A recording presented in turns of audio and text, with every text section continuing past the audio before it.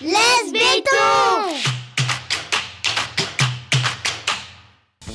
Vous avez sans doute, parmi vos connaissances ou vos anciens collègues, des personnes qui ont opéré une reconversion professionnelle spectaculaire. Vous savez, celle dont on parle à la machine à café avec admiration, voire une pointe d'envie. Le récit que vous allez entendre est une histoire de bouleversement en chaîne qui démarre sur des chantiers en Île-de-France pour se terminer dans une ferme du sud de l'Indre. Je vous emmène à Chassignol, à la ferme biologique du Grand Bois, où Audrey a choisi d'élever des volailles après une première partie de vie professionnelle comme conductrice de travaux en région parisienne. Audrey explique ici comment son désir de campagne a été le déclencheur d'un changement profond de vie, présente sans phare les étapes qu'elle a traversées pour y parvenir et raconte comment sa quête d'un lieu de vie sain l'a menée presque par enchantement dans ce département de l'Indre où il fait décidément bon vivre. Cet épisode s'inscrit dans la série Cap sur l'Indre que je produis avec le soutien de l'agence d'attractivité du département. Je suis Amélie Dague, bienvenue dans Laisse béton et bonne écoute.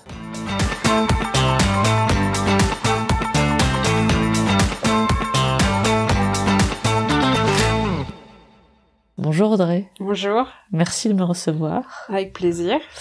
Nous sommes à la ferme biologique du Grand Bois, dans le sud de l'Indre. Oui.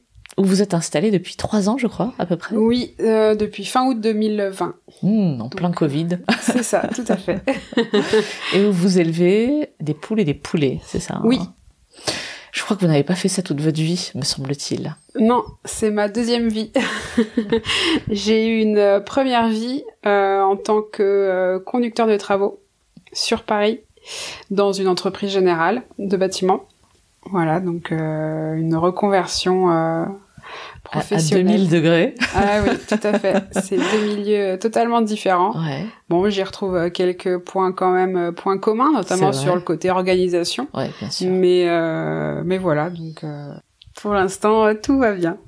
Est-ce que vous pouvez me raconter ce revirement à 180 degrés? Oui, j'ai commencé à poser des questions il y a maintenant presque 5-6 ans, sur ce que je voulais faire. Le métier commençait à plus me correspondre.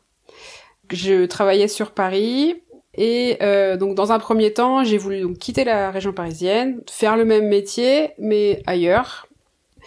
Après, depuis toute petite, j'avais le désir de retourner vivre à la campagne, mais plus tard dans ma carrière professionnelle, on va dire. Le début, c'était vraiment d'ouvrir un gîte à la ferme. D'accord. Et finalement, certains événements familiaux se passent, et à un moment donné, on réfléchit, et on se dit, qu'est-ce qu'on fait? Et on se dit, pourquoi pas avancer le projet maintenant, en fait. Donc là, on devait être déjà en 2015-2016, quoi. Moi, mon but principal, c'était vraiment de revenir vivre à la campagne. Donc après, le milieu agricole m'avait toujours intéressée. Ouais. Et donc pour commencer, pour mettre un premier pied dedans, on va dire, pendant mes congés payés, je partais faire du woofing dans les différentes fermes. Donc le woofing, c'est on va visiter des fermes et on va dire on leur donne un coup de main. Et en contrepartie, voilà, on est logé et nourri par les agriculteurs, quoi. Et donc ça m'a permis déjà de mettre un pied dans l'agriculture et de visiter différentes fermes, donc aussi bien en maraîchage, en élevage. Donc ça, c'était vraiment très intéressant. Et comme ça, j'ai pu déjà voir ce qui m'intéressait le plus. Donc ensuite, on commence à se spécialiser un petit peu, on voit ce qui nous intéresse. Et donc j'ai demandé à mon entreprise un congé de formation, un CIF, donc qui a été accepté. Et donc je suis partie en formation en fin 2017, donc en maraîchage biologique. Donc je quitte mon entreprise parce que c'est vrai qu'avec le CIF, ce qui est bien, c'est que voilà, si au cas où la formation me plaisait pas, je pouvais revenir dans l'entreprise et au même poste, enfin voilà, Ouais, même statut, même poste. Et votre formation, c'était pas en parallèle de votre travail, c'était une année de césure. Ah oui, quoi, c'est ça. Je travaillais plus du tout. J'étais considérée en congé de formation. Quoi. D'accord. Tout ça à prendre aussi en compte parce que c'est vrai que on est salarié, on a notre salaire tous les mois et de pouvoir préparer cette transition. Ouais. Enfin, il faut vraiment réfléchir à tout ça. Bien et sûr. c'est vrai qu'avec le CIF, ma formation a duré pratiquement 9 mois. Et pendant 9 mois, j'étais payée, quoi. Et donc voilà, donc je sors en juin 2018. Une chance que j'ai, on fait une rupture conventionnelle avec mon patron. Donc pareil, les allocations chômage s'ouvrent. Donc ça permet de souffler un petit peu. Donc là, vous partiez sur du maraîchage, toujours ? Tout à fait. Je partais sur du maraîchage. Donc dès que j'ai quitté mon entreprise, j'ai fait des petits boulots saisonniers aussi dans des fermes en maraîchage biologique. Et à côté de ça, j'étais en recherche active de ferme. Parce que il fallait bien quitter la région parisienne et il fallait bien commencer à avancer le projet, quoi. Ouais. Donc on a commencé à chercher une ferme, donc là vraiment recherche active. Là on se rend compte que c'est compliqué. Après on n'était pas forcément fermé déjà sur le lieu. On savait un peu ce qu'on voulait, on voulait que ça soit boisé, retrouver du bocage, un terrain assez plat parce que pour le maraîchage, voilà, je voulais pas quelque chose de trop vallonné. À côté de grandes villes quand même, parce que produire, on va dire produire c'est facile, mais de l'autre côté faut vendre. Ouais. Voilà, donc on peut pas non plus s'isoler, même si je pense que j'aurais aimé m'isoler encore plus que je suis actuellement. Mais bon, votre ferme est déjà pas mal isolée. On est déjà très très bien situé, voilà là où on est.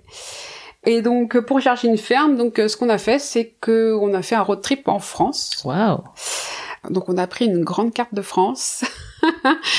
On a implanté sur la carte toutes les centrales nucléaires parce que voilà, c'était un choix qu'on avait fait d'être dans un lieu assez propre, j'ai envie de dire. Et on a dessiné des rayons de 100 km autour. Et c'est là qu'on se rend compte que la fameuse diagonale du vide, il y a que celle-là qui est pour l'instant assez propre. Voilà. Donc d'Île-de-France, on est descendu direct en Dordogne. Ouais. Et de Dordogne, on est remonté jusqu'en Alsace que par les petites routes. Et là, on a fait 3000 km en 10 jours. Et une belle expérience. Et vous attendiez quoi ? Le coup de foudre visuel, le ressenti le ressenti surtout, quoi. Le ressenti, le visuel aussi, parce que c'est vraiment ce qui nous intéressait aussi. En plus, le road trip, on l'a fait mi-novembre. Alors c'était pas forcément la meilleure période, mais on s'est dit si on trouve quelque chose qui nous correspond, si les paysages, tout ça nous plaise au mois de novembre, printemps, été, voilà. Donc nous voilà partis. On a visité quand même quelques fermes sur le trajet, mais après rien de très concluant. Et nous voilà après arrivés dans le centre, on va dire, l'Auvergne, tout ça c'était très beau. Côté Auvergne était assez vallonné, donc on s'est dit je pense qu'il faut être quand même habitué à ce genre de typologie pour travailler dedans, pour y vivre. Je pense qu'il faut être habitué à ça, à ce dénivelé, quoi. Et nous voilà après arrivés dans l'Indre. Pour la petite anecdote, c'est qu'on a dormi dans le bourg de village où on est actuellement. Il y avait un hôtel. Et on avait dormi à l'hôtel de Chassignol, justement. Donc c'était un peu un hasard, quoi. Le hasard total, finalement. Donc on était au courant par la gérante qu'il y avait une ferme à vendre de ce côté-là. Mais après, sans plus, quoi. Et vous cherchez encore du maraîchage. Et on cherchait encore du maraîchage. Oui, tout à fait. Les premiers jours où on est arrivé dans le coin, déjà je pense qu'on était arrivé en fin de journée, donc plus trop de soleil, ça commençait à se couvrir, pas trop de monde sur les routes, on s'est dit waouh, c'est mort en fait. Et mais il y avait quelque chose qui nous attirait quand même, quoi. Vous sauriez dire quoi a posteriori ? il y avait quelque chose qui nous tirait, en fait, je sais pas. C'est vraiment un ressenti. Ouais. En même temps, le Bois-Chaud-Sud, c'est un peu le pays des sorcières aussi, quoi. Ah, d'accord. J'aime bien ce côté un peu spirituel et tout, donc voilà, c'est... je sais pas trop comment l'expliquer. Vous avez ressenti quelque chose. Voilà, on a ressenti quand même quelque chose. Donc voilà, donc on finit notre road trip tranquillement, et puis après, on a vraiment axé nos recherches. On va dire, c'était vraiment sud-Indre, quoi. Donc on partait d'Argenton-sur-Creuse, La Châtre et jusqu'à Saint-Amand, Moron, quoi.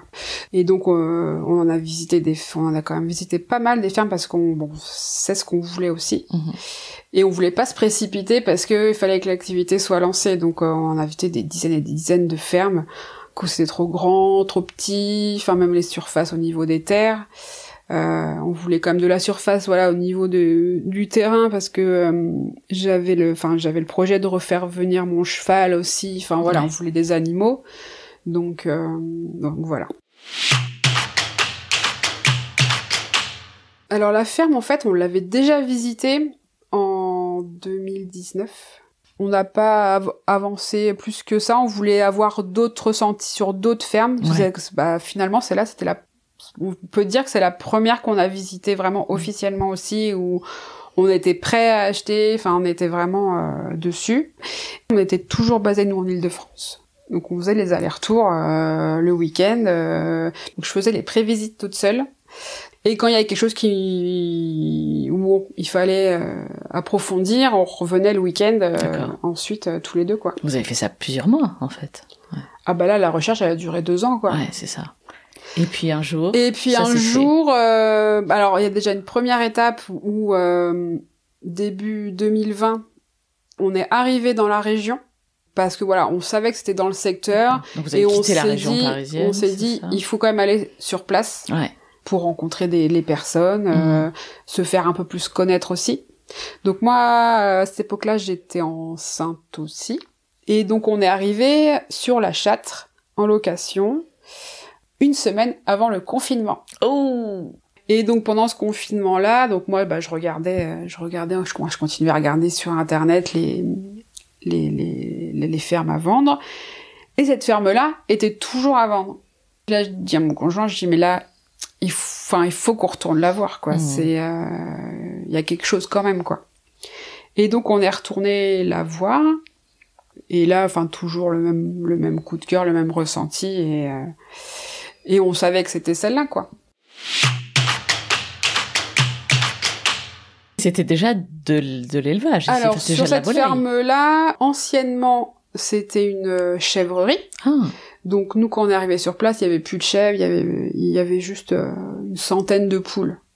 La propriété, les bâtiments eux-mêmes nous plaisaient. Ouais. La maison, il n'y avait pas beaucoup de travaux à faire dedans, donc voilà, on pouvait y habiter tout de suite, parce que mine de rien, on est arrivé avant le confinement, et la ferme, on est arrivé fin août 2020. Et moi, je venais d'accoucher. Quelle année! Oui, l'année 2020 a été... riche et puis complètement chamboulé aussi, quoi. Et puis l'activité, fallait y aller tout de suite parce que il y avait les 100 poules, donc j'ai pas chômé, mais contente d'être arrivée là, et on se dit enfin ça y est, quoi. Pour les poules, j'avais dans mon projet d'avoir quelques poules, donc on va dire les poules étaient déjà là, ça tombait bien. Les poulets, ça m'intéressait aussi. Et j'avais pu faire quelques stages en région parisienne avant aussi dans un élevage de volailles. Donc voilà. Donc, c'était pas totalement étranger. Ouais, c'était pas totalement étranger. J'avais quelques petites bases sur ce type d'élevage. À quoi ressemblent vos journées? Pour la partie volaille et poules, on va dire c'est pareil toute l'année. Donc vous avez 150 poules. Il y a 150 poules. Ouais. Et pour les poulets, je fais des lots de 175 poulets. Donc un lot me dure 5 semaines. Donc on va dire, je suis à un peu moins de 3000 volailles par an. Donc après une journée type, je m'occupe de tout le monde, je donne à manger, je vérifie les abreuvoirs de tout le monde, de toutes les cabanes. Et puis bon, là, je suis encore en phase installation. Donc, là, en ce moment, j'ai des cabanes à poulets à construire. Bon, il y a un peu de nettoyage aussi sur la ferme. Bon, période été, il y a l'herbe à couper. Enfin, donc j'ai encore quand même pas mal de boulot d'installation. Donc ça, on va dire, c'est sur les 3 premiers jours de la semaine. Ensuite, jeudi et vendredi, je prépare mon marché. Avec la ferme, j'ai la chance d'avoir un laboratoire. Donc en fait, mes volailles, je les transforme sur place.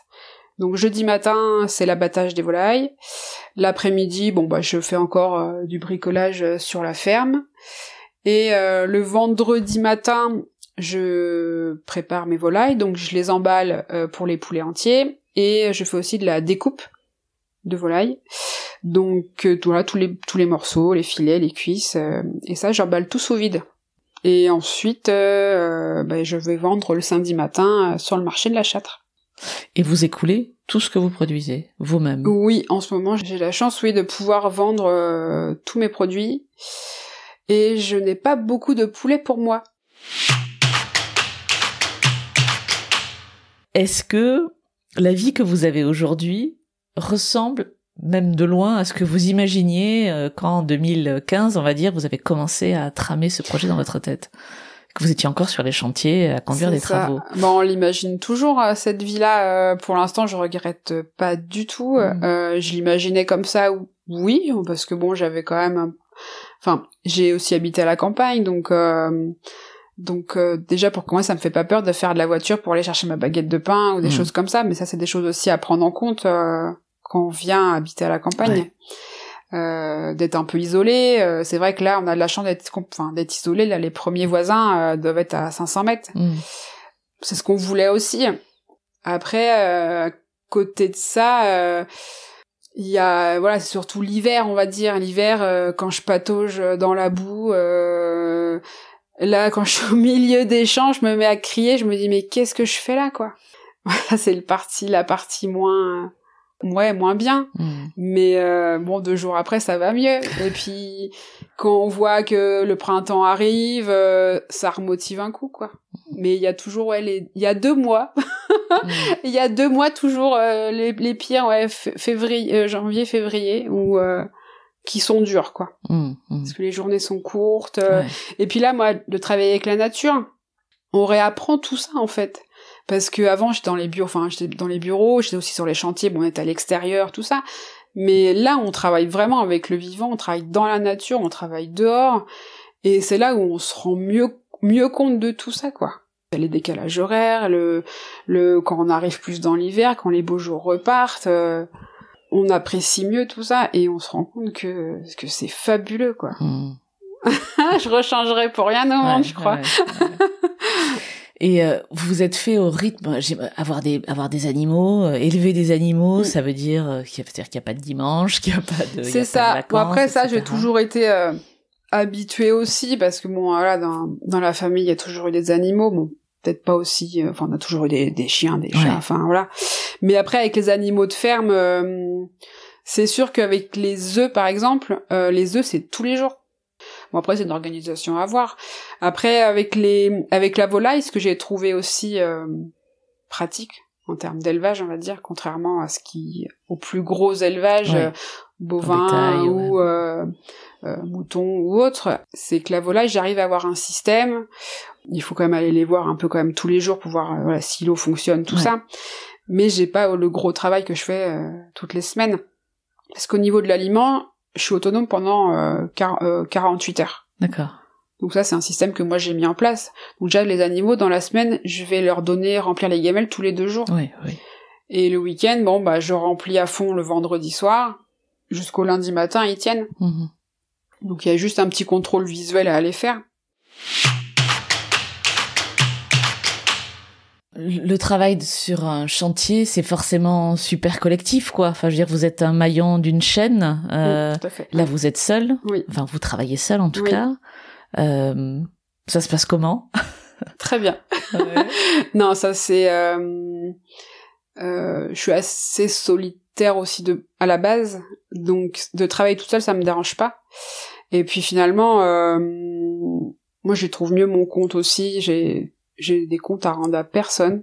Je m'organise comme j'ai envie. Et ça n'a pas de prix. Non, mais c'est clair. Ouais, bien sûr. Après, finalement, on s'en sent pas forcément tout seul, parce que s'il y a un problème, on a quand même les collègues avec qui on peut discuter, on peut échanger. Le marché, je vois les clients le samedi matin. Et bon, là, depuis plus de 2 ans et demi, je vois les mêmes clients tous les samedis, quoi. Et ça, franchement, ça a pas de prix, quoi. Ouais, bien sûr. Enfin, ça, je les remercierai jamais assez, parce que, comme je leur explique, là, il y a eu aussi l'évolution de mon matériel de marché. Et il me dit, dis donc, bravo et tout. Je dis, mais ça, c'est grâce à vous aussi, quoi. Parce que moi, toute seule, produire, oui, mais c'est grâce à vous que je peux évoluer comme ça. Donc, enfin, voilà, ça a pas de prix, quoi. Est-ce qu'il y a une partie de votre métier d'aujourd'hui que vous préférez à l'autre? Qu'est-ce que vous aimez? Qu'est-ce que vous préférez dans cette nouvelle vie, j'allais dire, au-delà du métier même? C'est la diversité, parce que c'est vrai que on touche à tout, quoi. Bon, déjà, en termes on va dire, sur la ferme en elle-même, j'ai différentes productions. Ouais. Donc les poules, les poulets. Ah oui, on a oublié de parler des fraises aussi. C'est vrai. Oui, tout à fait, que vous m'avez montré tout à l'heure. Ouais. Donc voilà, j'ai 3 productions. Je voulais de la diversité sur la ferme, parce qu'au cas où, si y en a une qui marche moins bien ou autre, il y a les 2 autres qui sont là, on va dire. Enfin, c'est pour plus le côté sécurité aussi financier, quoi. Ouais. Et puis en tant que chef, on peut se considérer chef d'entreprise. Bien sûr. Ouais. Donc il y a la compta, il y a quand même pas mal d'administratifs aussi à faire. Puis là, je suis encore dans la période d'installation, donc il y a du bricolage de partout, quoi. Donc voilà, donc je peux passer la tondeuse, je peux passer avec je peux être avec la visseuse, le marteau. 2 heures après, je peux être au bureau à faire de la paperasse. Puis il faut toucher à tout, quoi. Je passe au labo aussi, donc j'abat mes volailles. Enfin, c'est totalement complet, vous êtes quoi. Au marché, vous faites du commerce. Oui, il y a le marché, il y a le côté commerce où moi je m'étais dit, mais j'arriverai jamais à vendre mes poulets parce que je viens pas. Enfin, pour moi, je trouve c'est pas naturel pour vous. C'est pas du tout naturel, quoi. Et c'est vrai que ce côté-là me faisait assez peur au début, quoi. J'aimerais bien qu'on parle de ce territoire que vous avez choisi après une longue étude. Je comprends bien. C'était pas un coup de tête, hein. C'était quelque chose d'approfondi. Vous qui avez vadrouillé, qui avez même travaillé dans d'autres endroits, dans d'autres campagnes en France. Qu'est-ce que vous avez trouvé dans l'Indre que vous ne trouvez pas ailleurs? Et vous pouvez encore me répondre, c'est juste un ressenti, hein, mais j'essaye de voir. Non, mais il y a le ressenti qui est là, mais il y a aussi nous ce qu'on recherchait, donc tout le milieu bocage. Ouais. Et ce côté bocage-là, pour moi, dans certaines régions, il est en train de se perdre énormément, quoi. Après, voilà, le fait que ça soit relativement plat, on a de la chance, nos terres sont plates. Mais pas loin. C'est un petit peu vallonné quand même. Ça commence à être vallonné autour. On commence à être sur les prémices du Massif central. Du massif central, en fait. Parce que juste derrière, là, il y a la Creuse, quoi. La Creuse, on est à 10 minutes, quoi. Oui, c'est ça. Et voilà, nous, c'est vraiment ce qu'on voulait. Et finalement, c'est central, parce que Paris, c'est juste à 3 heures. Montluçon, c'est pas loin. Montluçon, c'est à 1 heure. Châteauroux est à 1 heure. Châteauroux, on est allé à 40 minutes de Châteauroux. Si on veut aller en vacances en Auvergne, je crois que c'est à 2 heures, 2 heures et demie. Donc, on est à la campagne, mais on n'est pas, Vous êtes en plein centre, quoi. On est en plein centre, cœur. Et c'est, ce qui est pratique, c'est qu'on n'est pas isolé, quoi. Ouais. Qu'est-ce que vous avez trouvé le plus, difficile dans votre installation ici? J'englobe tout, le professionnel, le fait d'arriver dans une région où on vous attend pas aussi. Le plus dur, après c'est vrai que c'est la région où on connaissait pas du tout. Ouais. J'ai pas du tout d'attache, j'ai pas de famille dans la région, donc c'est vrai qu'on arrive et puis on se dit déjà de trouver, mon conjoint avait déjà trouvé du travail, mais c'est vrai qu'on arrive dans une région qu'on connaît pas, où il faut essayer de se faire sa place aussi. Donc notamment avec l'activité que moi je voulais lancer, donc je me suis dit déjà il faut que j'arrive à me faire connaître un peu dans différents réseaux aussi. Là sur la Châtre, ce qui est bien, c'est qu'il y a l'organisme, alors il y a l'ADAR, c'est l'association du développement agricole et rural, donc qui aide les personnes qui sont porteurs de projets.